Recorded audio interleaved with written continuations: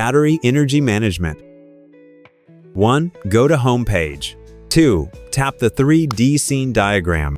3. Current mode is shown in the top left corner. 4. Tap it to open the mode list and choose Battery Energy Management. 5. Type in time period and SOC.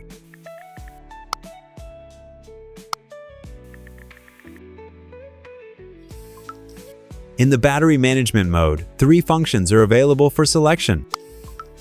Electricity purchase. During the set period, the battery will charge using PV power first. If PV is insufficient, grid power will be used. The battery will not discharge during this time. Electricity sale. During the set period, PV power is prioritized for export. If PV is insufficient, the battery will supply power to the grid. Battery usage. During the set period, the battery supplies power locally but does not export to the grid. Outside this period, it cannot be used. 6.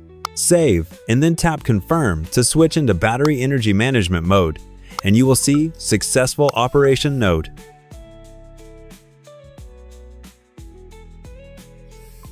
Note: the set time periods cannot overlap, otherwise the save will not be successful.